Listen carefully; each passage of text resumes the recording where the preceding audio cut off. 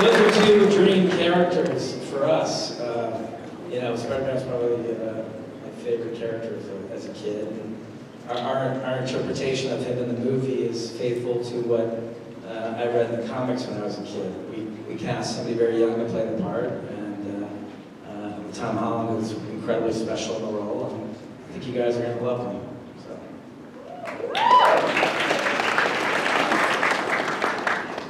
In your question, you mentioned the action and fighting, hand-to-hand fighting in Winter Soldier, and Frank had one of my favorite scenes in the movie. Frank, the elevator scene where he fights Cap, and I just thought maybe you want to talk a little bit about shooting that. Like, what's the process like on Winter Soldier? What did you do? Well, that was interesting because it was an elevator scene. What was that scene? Maybe 4 minutes, 3 minutes in the movie? Yeah. I think that was like a 6-day event.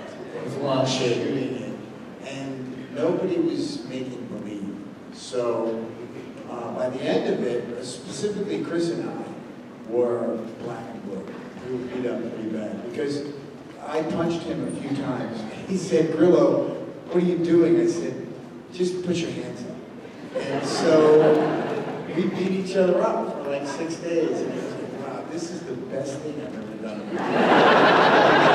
It was amazing. How was the training like? What did you guys do? No, we trained, and you're talking about the great thing about working with Marvel, as you guys know, is you get to train with the best people in the business, the best stunt people, the best fight coordinators. So we had a lot of time to really coordinate the fights and work with each other. It was real fighting. And I agree. I think, not just because I'm in it, I think that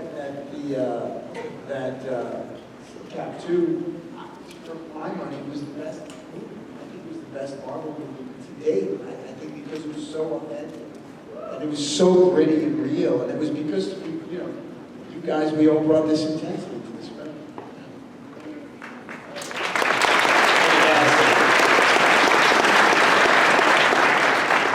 Next up. Anthony, Joe, Frank, love you guys. I have a question about Winter Soldier. When Nick Fury supposedly dies, his grave says, "The path of the righteous man." Who was behind that Easter egg? This guy right here. There was we were trying to, we were at the stage in that movie where we are with Civil War, which is, the picture's pretty locked. You're just finishing up some visual effect works. And we were sitting in the edit room, looking at that gravestone, trying to figure out what to put on it, because we had tried a few things that we weren't happy with. And it was just one of those moments, we love Easter eggs, and we couldn't find anything else to put there. What movie is that from, Frank? The Godfather? Isn't anything from The Godfather? What? It's in The Godfather. Isn't it? What movie is it from? Pulp Fiction. Pulp Fiction, there you go. Pulp Fiction. I think it's from The Godfather. All right, next question. Hi, I'm questioning about, because of the control Disney has on the franchises, do you feel limited in the outcome or restrained in the decision-making process? Or were you allowed to make some freedom in the making of your films? I mean, we have never felt constrained with Marvel. I mean, we did really aggressive. See what happens if I hold the bottom of the mic, it shuts off. It's magic. You should start talking about Disney and goes in each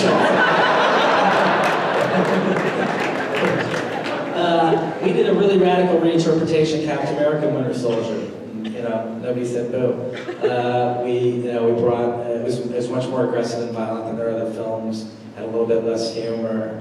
We shot it handheld, which was very different for them. The look of the film is darker. And nobody said anything. So we felt nothing but support. And I'll be honest, like Civil War, for as aggressive as we were on Winter Soldier, we're probably twice as aggressive in tone and execution on Civil War. They're incredibly supportive of the movie. They're really happy with it. And we have almost zero interference. Disney really is very hands-off with the Marvel properties and with the Star Wars films.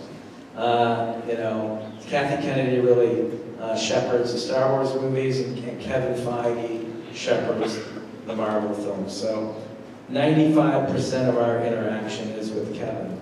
And he's an incredible collaborator and a great team player. He's a super value-add guy. And so we've had nothing but a great experience with him.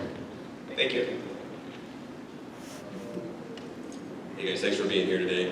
I wanted to start with a comment. Was that what Joe Johnston did with the first Cap I thought was pretty stellar in the sense that he made it a period piece, and he took a story that was pretty, well, comic booky for lack of a better term, and made it relatable.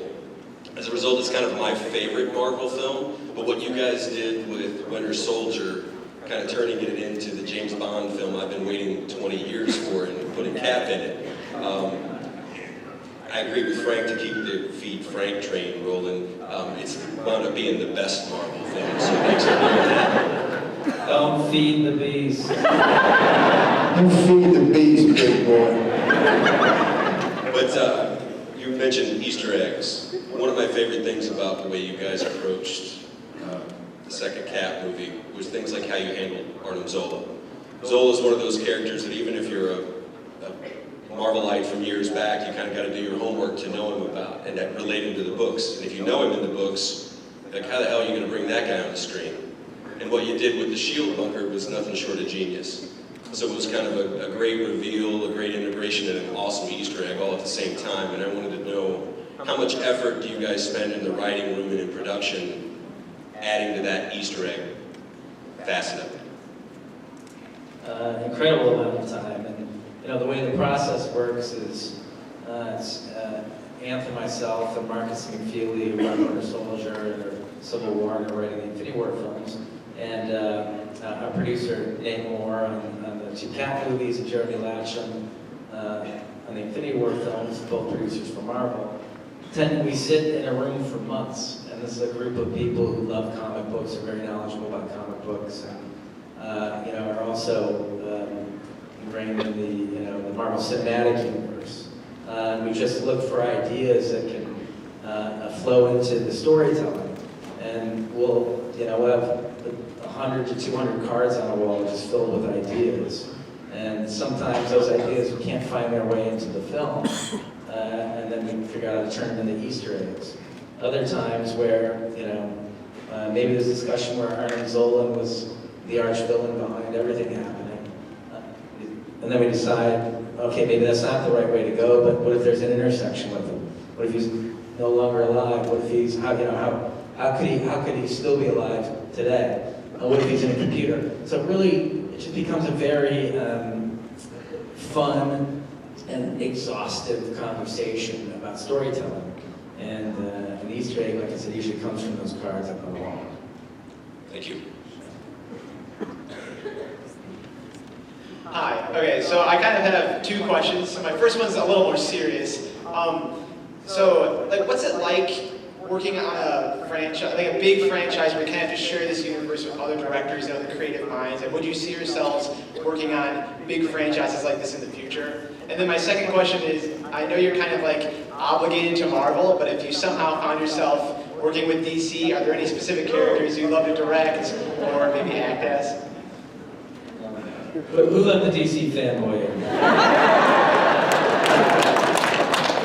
I'm kidding. Look, one of the things we've always really respected about Marvel is they are very smart about letting each movie become what it wants to be, and not sort of putting too much on it, in terms of like what other movies are doing. And I think that's a really healthy process that they have there. Because it's easy, again, when you do so many movies, the danger is you don't want it to start feeling like the same movie. You want to keep every movie as distinct and have it as an original voice as it can possibly have.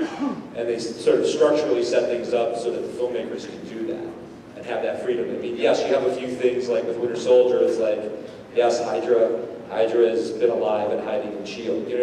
You have a couple of big ideas that you inherit from Marvel, but after that, all the storytelling, you can take the story wherever you want. And it's a really healthy process, and it keeps the movies fresh, I think.